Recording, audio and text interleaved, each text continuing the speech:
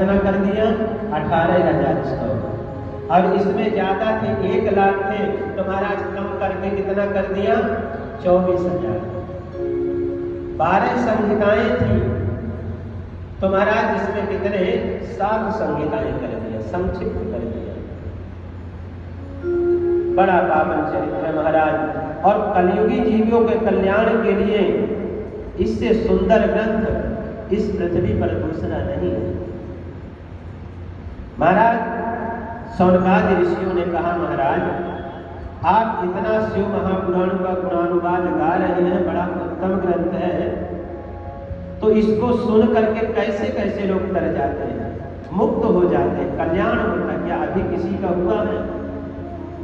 उन्होंने कहा हाँ, कि के विशुद्धंतो वदन्तु मह्यम।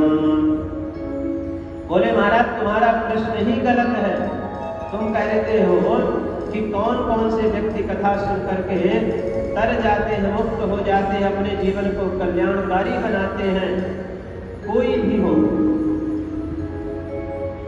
एमान पापकृतस्तु सर्वदा सदा दुराचाररता विमार्गगाः क्रोधाग्निदग्धा कुटिलाश्च कामिनः सप्ताहयज्ञेन कलौ पुनन्दिते।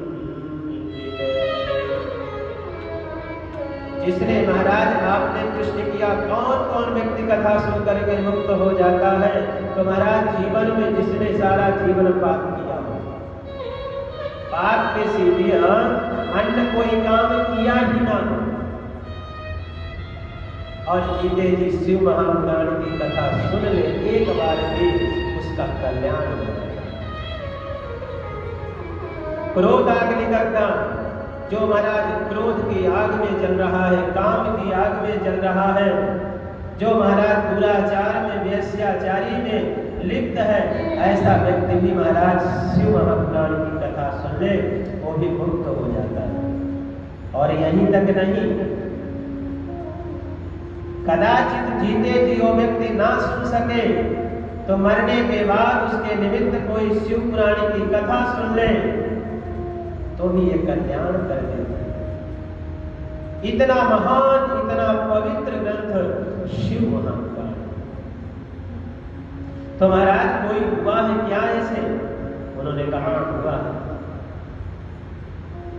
महाराज किरातों के नगर में एक पंडित जी रहते थे जिनका नाम था देवराज।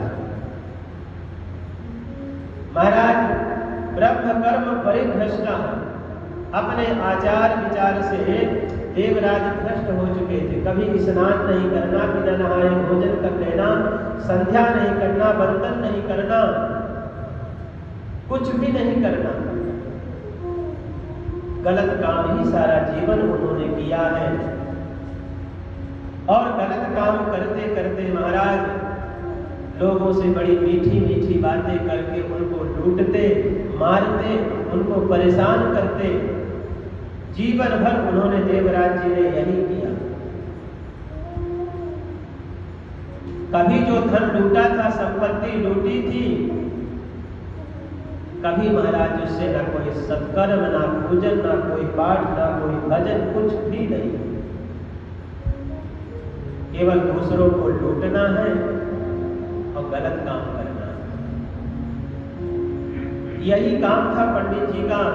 लेकिन एक बार क्या हुआ, उनके मन में आया चलो चलते हैं प्रयाग, झूसी है ना, प्रयाग चलते हैं। देवराज वहां पहुंचे हैं, वहां उन्होंने एक शिवालय, भगवान भोलेनाथ का मंदिर के दर्शन किया है। उन्होंने देखा वहां बड़े ऋषि मुनि संत महात्मा विराजमान थे,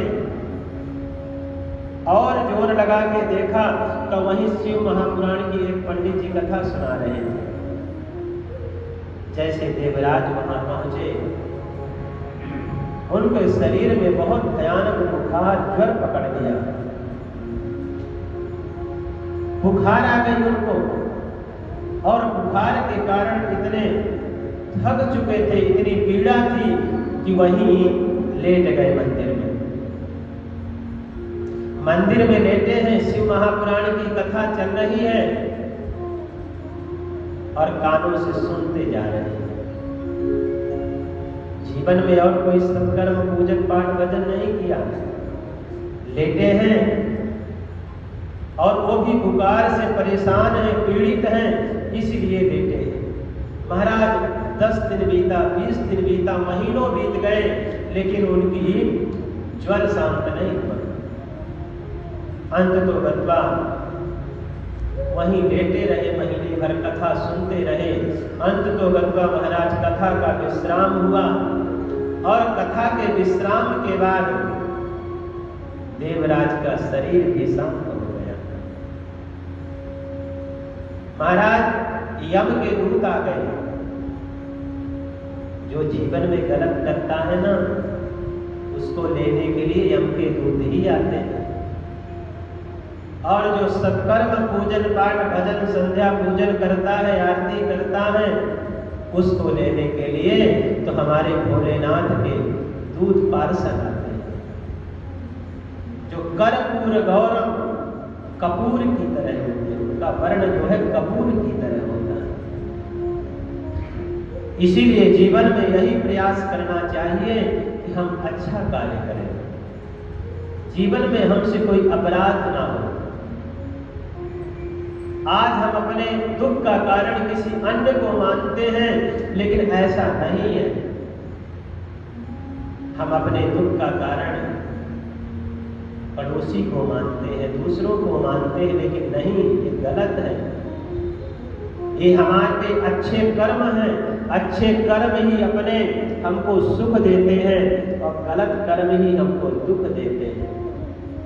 हम अच्छा करेंगे, उदाहरण से समझिए, जैसे यदि किसान में व्यक्ति बीज डालेगा गेहूं